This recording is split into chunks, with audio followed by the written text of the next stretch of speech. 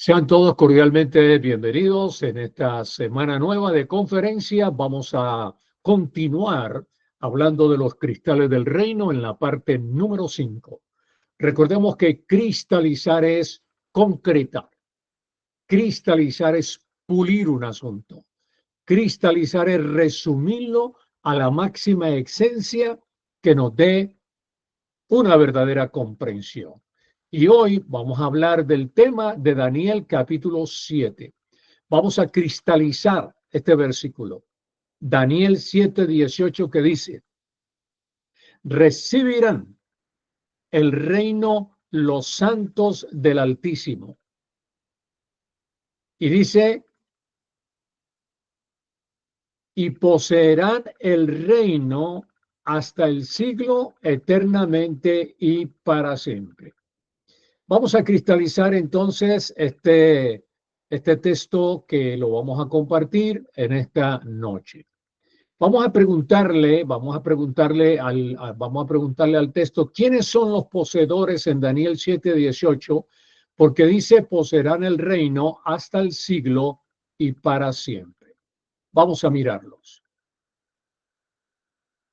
La palabra recibir es del hebreo lekabel, que nos da la idea de una vasija que está lista para recibir un líquido o lista para recibir un contenido.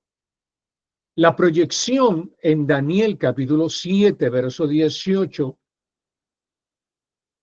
nos enseña que está buscando a las vasijas de Israel para derramar el contenido que es el reino de Dios.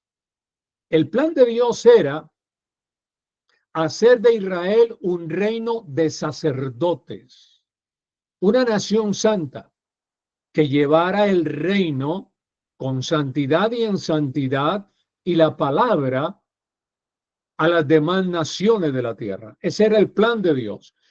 Y por eso dice que Dios escogió a Israel como el pueblo más simple.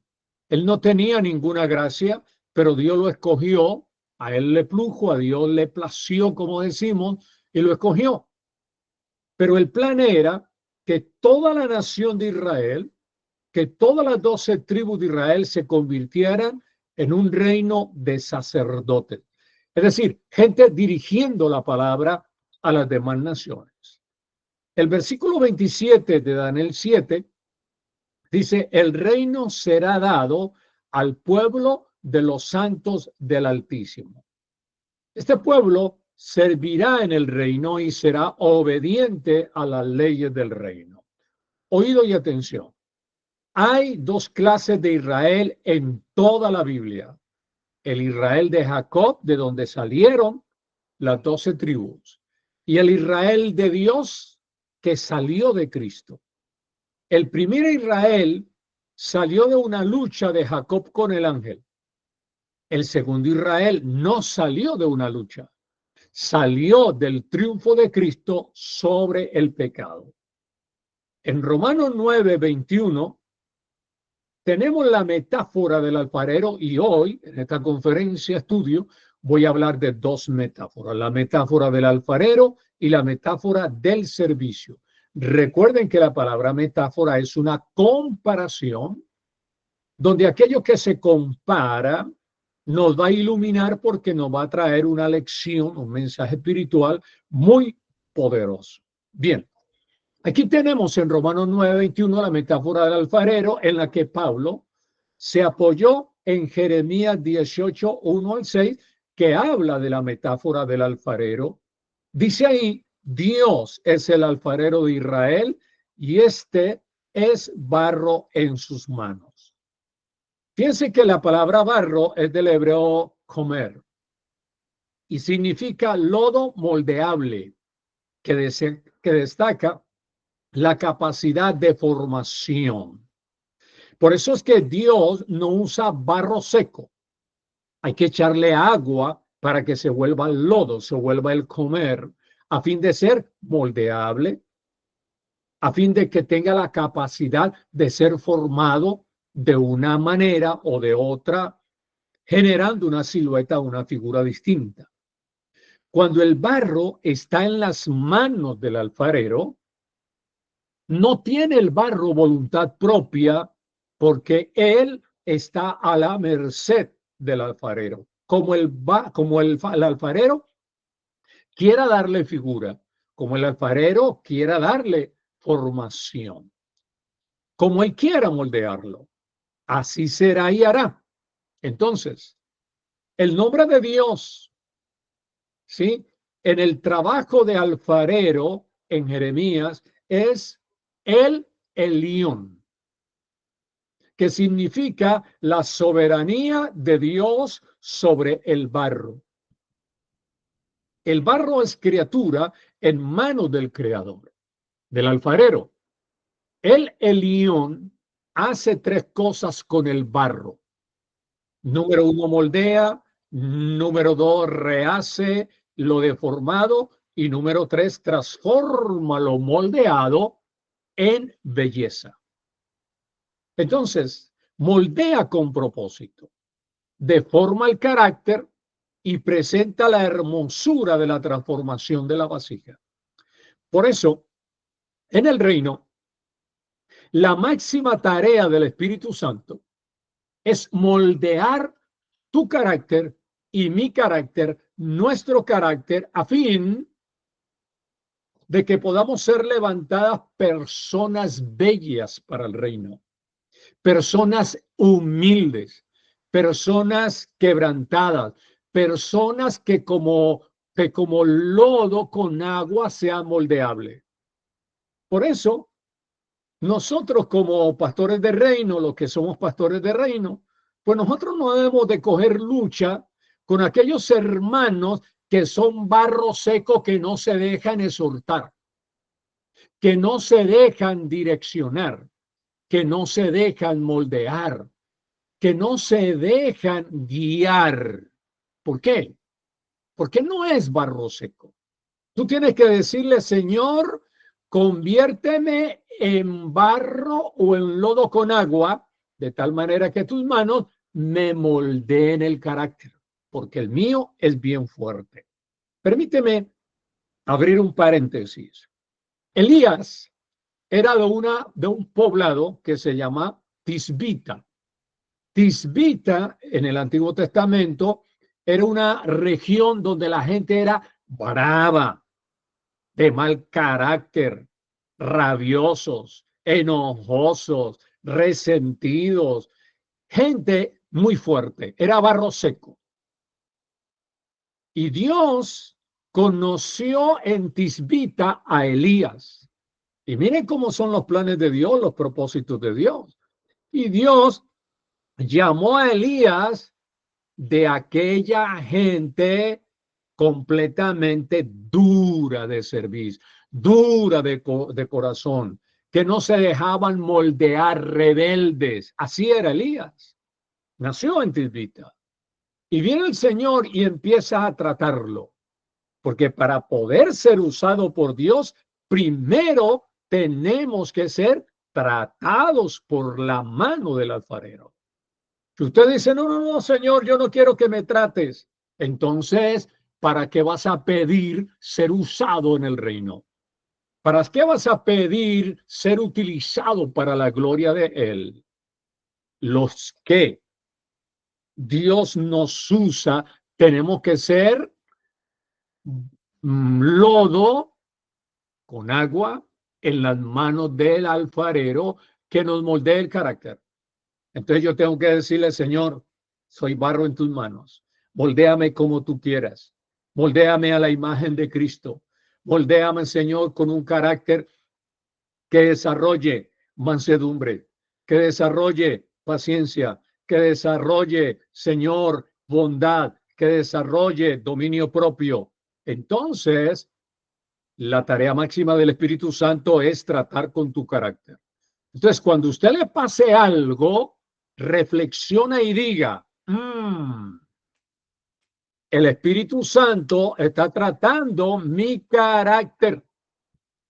Y eso es bueno, porque si el Espíritu Santo no trata, no moldea el barro de tu carácter, te vas a convertir en un hijo bastardo.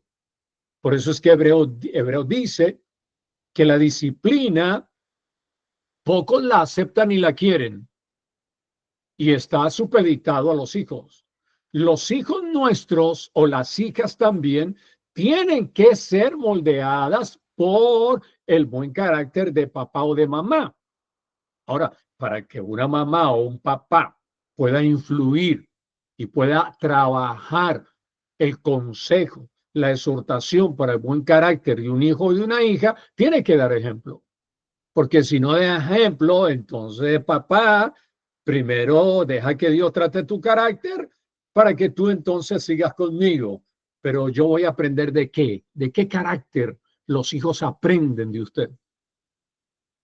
Entonces, aquí estamos tratando en este estudio conferencia algo muy importante. Entonces, lo voy a refrescar. Las manos del alfarero, que es Dios, el Elión, moldea, rehace lo deformado, transforma en belleza y moldea con propósito, deforma el carácter y presenta la hermosura de la transformación de la vasija. Oído, el barro es la voluntad del hombre de reino y el alfarero es la voluntad de Dios para él. A Israel se le enseñó en Jeremías la metáfora del alfarero para que pudiera ¿qué? Para que pudiera apreciar qué clase de vaso quería Dios de Israel. Entonces en Romanos 9, el apóstol Pablo trae a los santos y fieles en Roma, les trae la metáfora del alfarero y por eso hay una pregunta ahí. Dirá el vaso de barro al Dios que lo formó, ¿por qué me has hecho así? De las manos de Dios salieron entonces dos clases de Israel, el Israel de honra y el Israel de deshonra.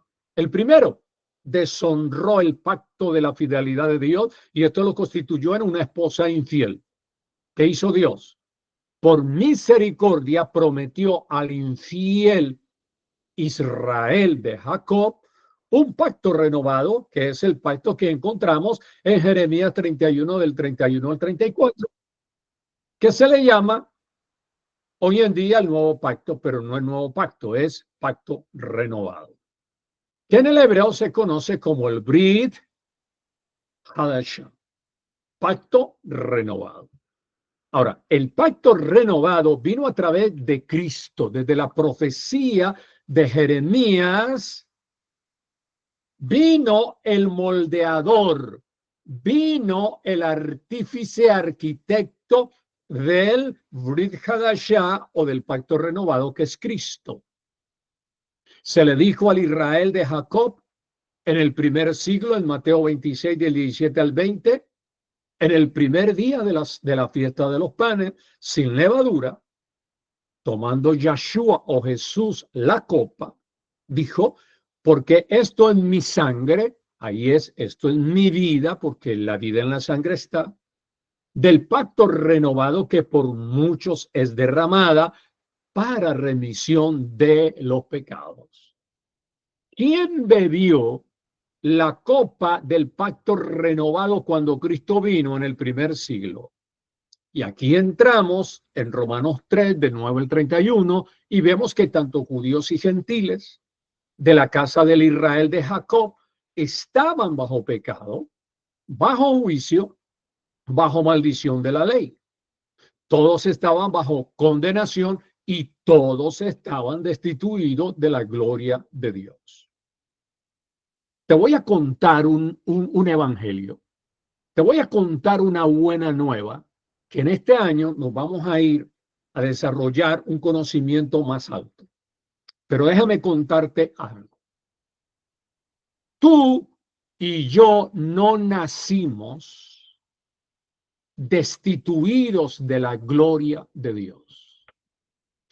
Tú y yo, esto es revolucionario oírlo, tú y yo no nacimos en pecado.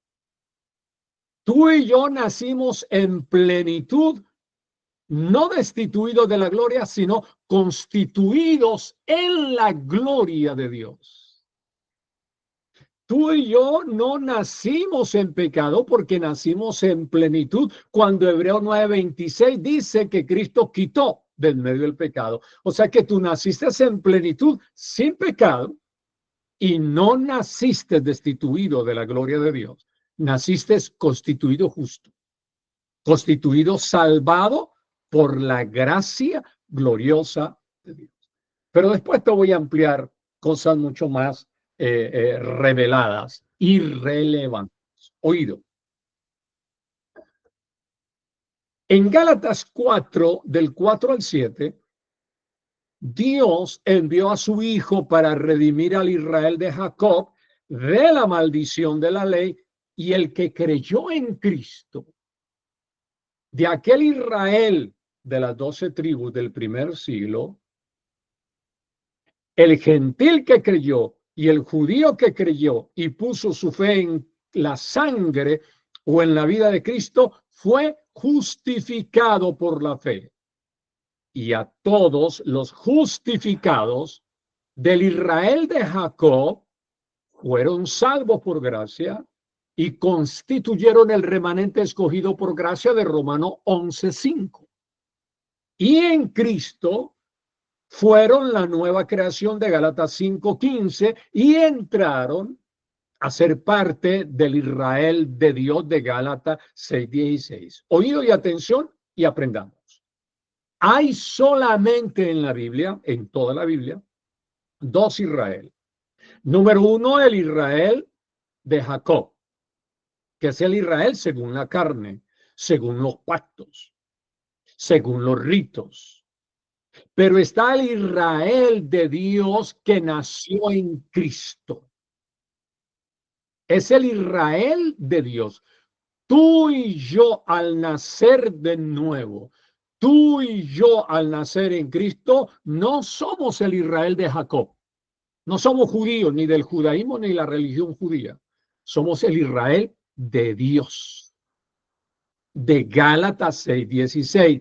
¿Por qué somos el Israel de Dios? Porque somos nuevas criaturas. De modo que si alguno está en Cristo, es el Israel de Dios. Nueva criatura es.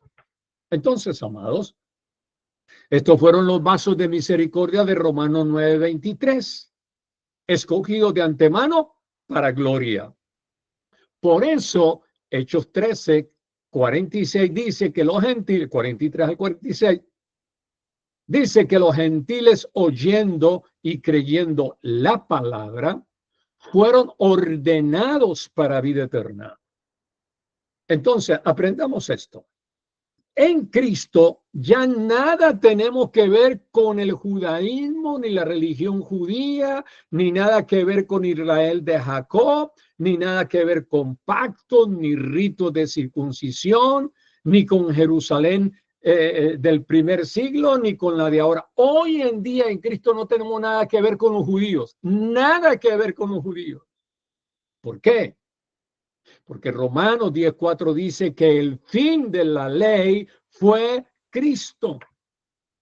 Oído, amados, la ley cumplió su propósito en Cristo. Por eso en el reino no podemos estar antes de Cristo, sino en Cristo.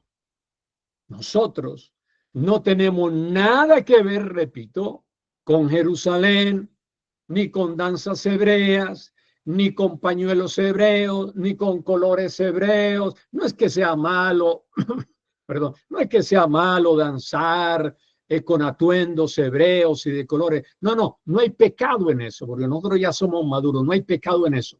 Pero que no nos digan que si no nos vestimos al estilo de doncella judía, con pañuelos y velos judíos, no tenemos conexión con Dios. Eso es una mentira. Eso es una mentira. Usted puede danzar y usted puede brincar y usted puede tirar bandera a la izquierda y a la derecha. Eso no es pecado hacerlo. Pero que no nos digan que eso es una ley de Dios. Porque nosotros Estamos en libertad en Cristo porque ya no hay requerimiento de luna llena, de comida, de ritos, de ceremonia y nada que ver con Israel, nada que ver con Jerusalén, nada que ver con templo, nada que ver con ley y nada que ver con reglamentos judaicos. ¿Por qué? Porque en el reino solo existe una ley, una ley. Aquí en el reino no existen 10 leyes ni 613 leyes. Aquí existe una sola ley, que es la ley, que la voy a explicar, que es la ley de Romanos 8:3, que dice, porque la ley del Espíritu de vida, wow, me entusiasma eso, en Cristo Jesús me ha librado, me ha sacado de la ecuación del pecado, me ha sacado la ley del Espíritu de vida de la ecuación de la muerte. Oído, tú y yo en la ley del Espíritu de vida no tenemos pecado y no tenemos muerte. Porque la ley del Espíritu de vida es la ley de la resurrección. Nadie en el reino puede estar sin resurrección. Todos tenemos que estar guiados por la ley del Espíritu de vida. El Israel de Dios es el Israel resucitado en Cristo. Resurrección es del griego anastasis. Ana, ¿sí? Es ponerse en pie de éxtasis, que es estado. Por lo tanto, resurrección significa estar en pie en Cristo y con Cristo. ¿Cuántos están en pie? Yo estoy en pie. Oído, y estar en pie es no estar ahí en pecado. Y estar en pie es no estar ahí en muerte espiritual. Por eso el reino solo maneja una ley y es más que suficiente. ¿Por qué? Porque miren, amados, cuando usted es guiado por la ley del Espíritu de vida, usted perdona las ofensas. Vida, el perdonar es dar vida. Cuando usted es guiado por el Espíritu de vida, usted siembra.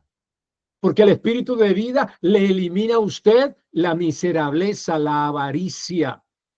Le quita a usted la tacañería, la discusión. Cuando usted es guiado por el Espíritu de vida, usted ama a su compañero, a su compañera, a su cónyuge, a su pareja. No coge lucha. Cuando usted es guiado por el Espíritu de vida, usted ama aún a la persona difícil y al enemigo lo ama. No, no es que usted le alcahuetea las travesuras al enemigo, pero usted lo ama. Usted lo perdona. Cuando usted es guiado por el Espíritu de vida, usted es misericordioso. Usted es tolerante. Usted tiene afabilidad. Usted tiene amor. Usted vive en el Espíritu. Usted practica el fruto del Espíritu Santo. Por eso, amados, le reitero, estar en reino es muy, muy diferente a estar en el iglesismo. Y cuando yo hablo del iglesismo, no te estoy hablando en contra de los pastores, ni de los apóstoles, ni de los hermanos, ni de la congregación. Estoy hablando del sistema. Para mí, iglesismo es y el sistema. Yo estoy en contra del sistema religioso, del iglesismo católico y protestante y pentecostal, porque no ha servido para nada, para nada. A ti no te ha servido el iglesismo para nada. Por eso estar en el reino, esto marca la diferencia, marca la diferencia. Entonces, amado, en Cristo estamos en pie, no estamos derribados ni caídos. ¿A quién entonces? Hagamos la pregunta. Estamos en Daniel 7:18, cristalizando este versículo, porque estamos dirigiéndonos desde Génesis, que ya empezamos, hasta Apocalipsis, todos los versículos de reino, donde te estoy ampliando la realidad, cristalizando, concretando lo que un profeta dice, un apóstol dice. Bien, ¿a quién le fue dado El reino de Daniel 7:18. Dice ahí que le fue dado a los santos del Israel de Dios. Recuerde, no somos el Israel judío, ni de los judíos, nada que ver con judíos. Para eso vino Cristo. Por eso cuando Cristo resucitó de los muertos, dejó la raza judía, porque él nació judío, de María que era judía, de José que era judío, y entonces en la tumba dejó lo de judío y se levantó sin judío. Por eso la resurrección cambió todo de Cristo. Lo cambió todo. Por eso es que Pilato y el Sanedrín lidiaban con el título de Cristo, el rey de los judíos. Jesús no fue el rey de los judíos, porque si hubiese sido el rey de los judíos, hubiese sido rey solamente para esa raza o para esa nación. Él es Cristo, él es rey de reyes, el rey de los reyes, y los reyes estamos en Apocalipsis 5:10. Él es el rey de todos los que estamos en Cristo en el planeta Tierra.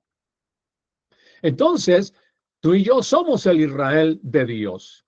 El Israel de Dios que no tiene religión. El Israel de Dios no es católico. El Israel de Dios no es evangélico. El Israel de Dios no es protestante, no es pentecostal, no es mormón, no es judío, no es islámico, no es testigo de Jehová.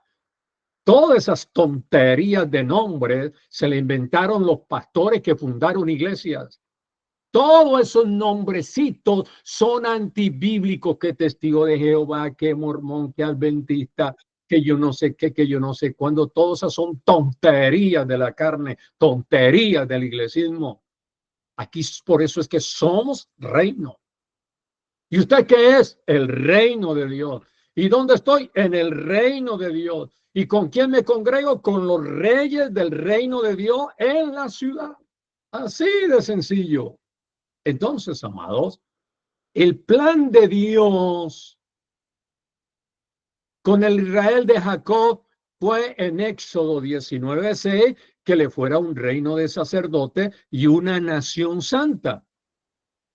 Y esto estaba destinado para los reyes y sacerdotes de Apocalipsis 5:10, donde Pedro en 1 de Pedro 2:9 afirmó que el Israel de Dios es un linaje escogido. ¿Por qué? Porque ese Israel de Dios vino de la sangre pura de Cristo. Por eso es que usted y yo somos linaje.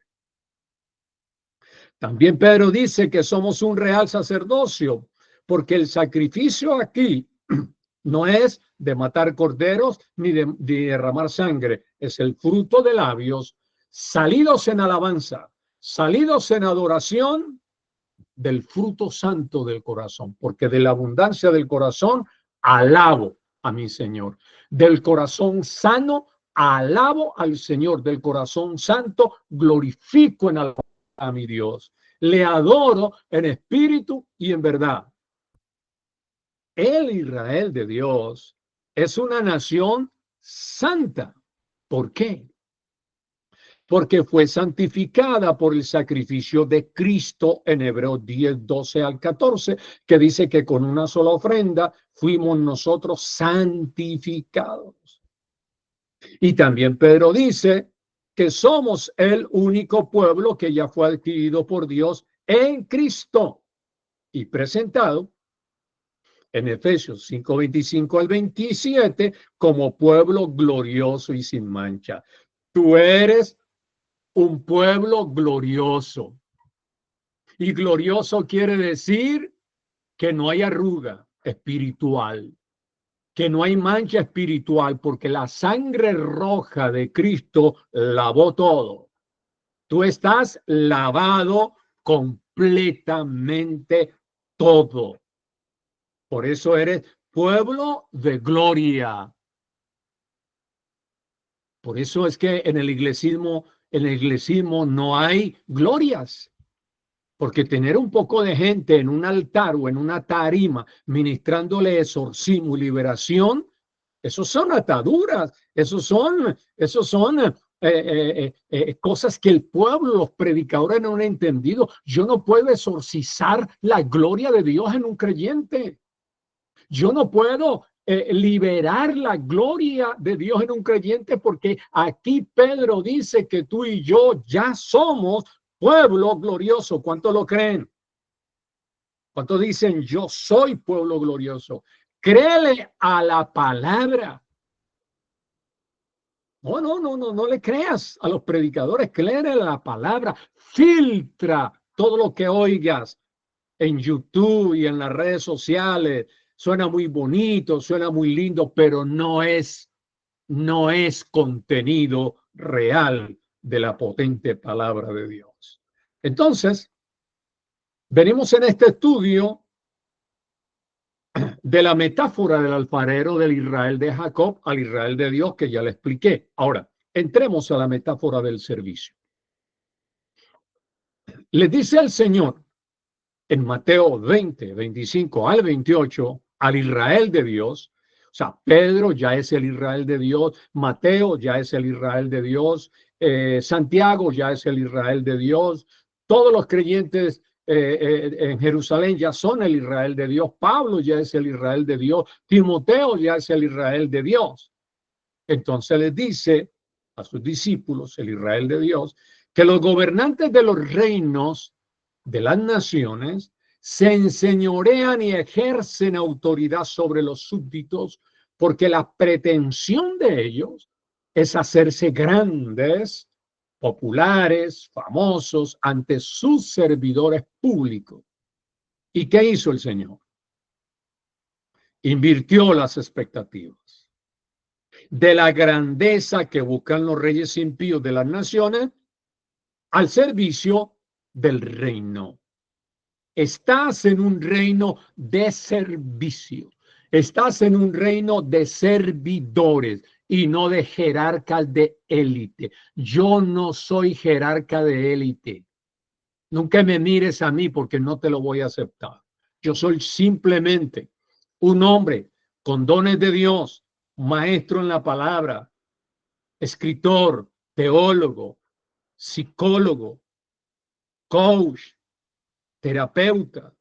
Yo he estudiado muchas cosas porque me he preparado, pero esas simplemente son herramientas que no me dan a mí el crédito de jerarca, sino que con esas herramientas yo soy un servidor tuyo. Entonces, todos sentados en la mesa redonda del reino, somos iguales, nos miramos a la derecha, iguales, iguales, iguales, nos miramos a la izquierda, iguales, iguales, iguales, todos sentados en la mesa del reino, somos reinas y reyes iguales. Entonces, esto ofende a los jerarcas de la iglesia protestante y evangélica y pentecostal, pero a mí no me importa si les duele o no les duele, pero la Biblia dice claramente que somos servidores. Nadie más que nadie es aquí en el reino, y observa por qué. Porque si a todos en Apocalipsis 5:10 nos hicieron reyes, entonces ¿quién es súbdito? Tú eres un rey, yo soy un rey, tú eres una reina, yo soy un rey, todos aquí somos reyes. Entonces, ¿quién es súbdito? Yo no soy tu súbdito, yo soy rey. Tú no eres mi súbdito, tú eres rey. Entonces, rey sirve a rey. Reina sirve a otra reina. Reyes servimos al mismo rey. Entonces, concluimos que la metáfora del servicio en el reino elimina la pretensión de la fama y de la grandeza de la altivez y exalta la sencillez de la humildad de los reyes. En el reino no es la influencia del don, es la gerencia del servicio. Repito, en el reino no es la influencia del apóstol que tiene don, o del pastor que tiene don, o del profeta que tiene don. No, en el reino no es la influencia del don, es la gerencia del servicio. Es anteponer mis prioridades para servir a los demás. Es hacer un amor sacrificial. Es ejercer un liderazgo de inclinación y disposición. preguntando, ¿en qué te puedo ayudar o servir, mi reina? ¿En qué te puedo ayudar, mi rey de Dios? Esto solo lo hace el auténtico Israel de Dios, un Israel que glorifica, un Israel que tiene ese servicio, sencillez y humildad para bendecir a todos los demás.